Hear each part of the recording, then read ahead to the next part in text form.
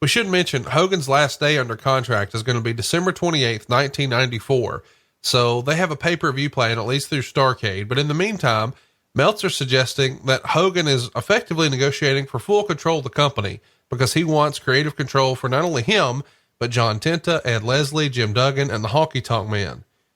So Hogan actually joins the booking committee with Ric Flair, Jimmy Hart, Eric Bischoff, Kevin Sullivan, and Mike Graham.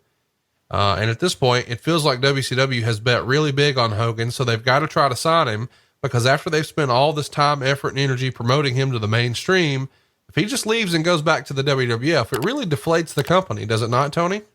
Oh yeah, it deflates everything we're working for. And I remember going to Hogan's house in Tampa and sitting down with him and Eric Bischoff and Kevin Sullivan and I believe Jimmy Hart was there and Mike Graham was there for a time.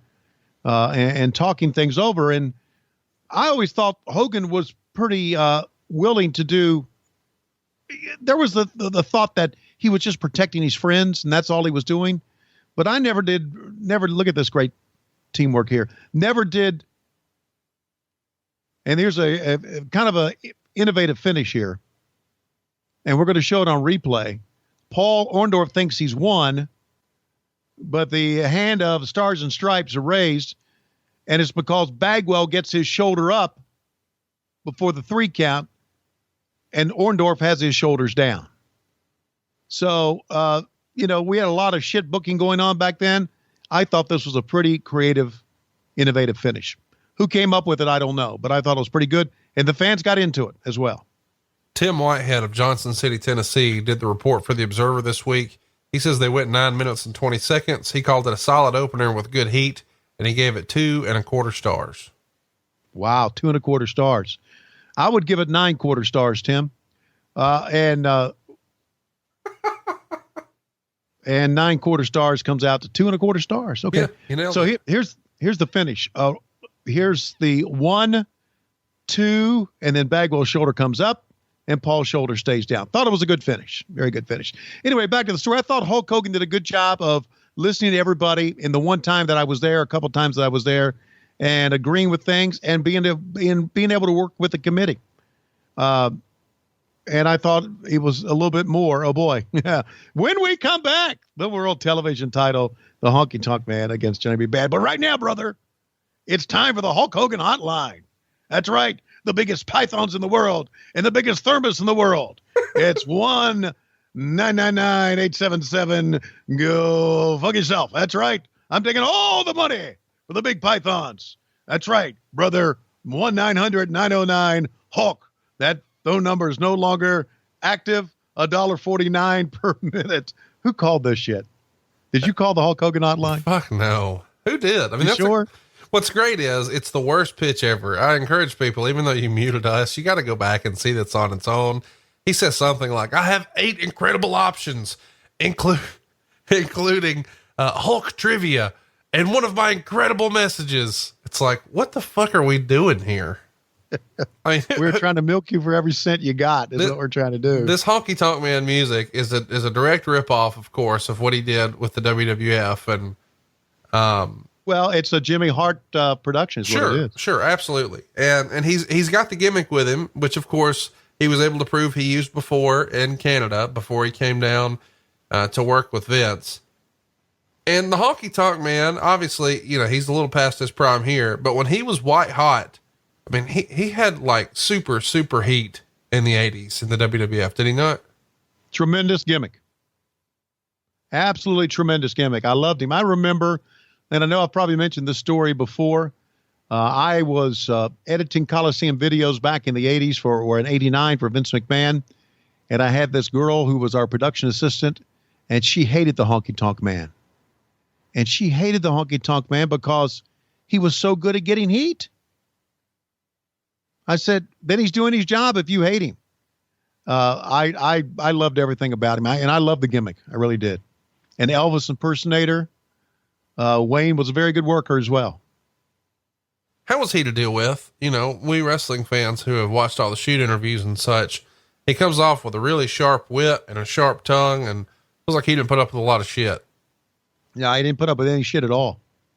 I need you very to describe outspoken this. Guy. I need you to call this. You need me to call this?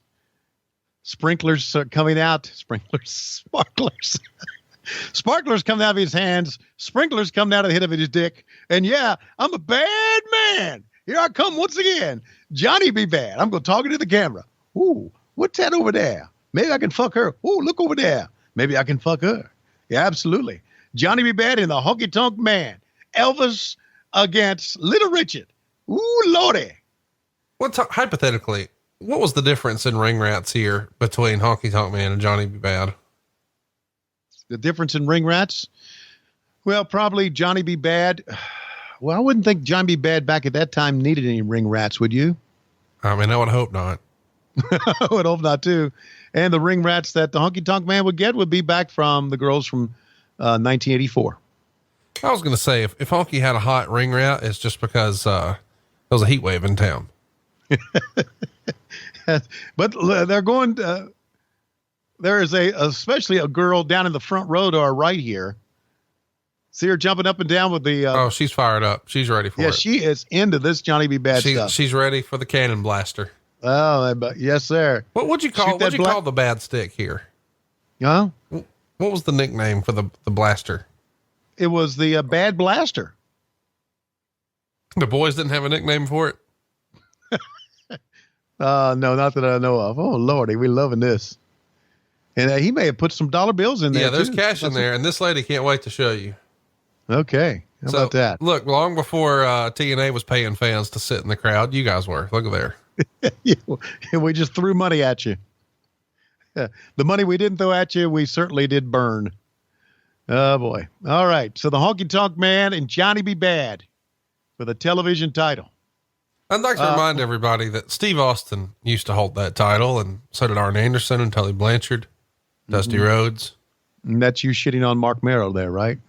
No, I was just pointing out the lineage of the title. Okay. Why would you say that? Oh, okay. Okay. All right. Got you. All right. So the lineage is now Johnny B. Bad facing the greatest of all time. And again, Honky Tonk Man, just some, if nothing else, those sideburns gets him heat. Don't they? I mean, it's like, what the fuck? I think you could wear that haircut in 2017 and get heat. I actually have been told that I look pretty good in just about any hairstyle. People lie to you, Tony. People lie to you. Just because they want to be my friend, I guess. But the Honky Tonk Man was such a great heel, and he looked the part. I mean, jet black hair, long sideburns, the bouffant poof up on top. And of course, he knew how to work the crowd. Look at this, looking around, talking to the crowd. A hold on Johnny B. Bad has that white trash guy standing up in the front row there again. Sit down. Sit down. There you go. Thank you. What do you think he does for a living? This guy shouting in the front row. Well, I would say he runs a doo-doo truck, but I don't want to get our friends mad at us that run the doo-doo truck. Yeah, doodootrucking.com. Check out our boy Jeff Jewett. He'll be over to clean your pipes for you.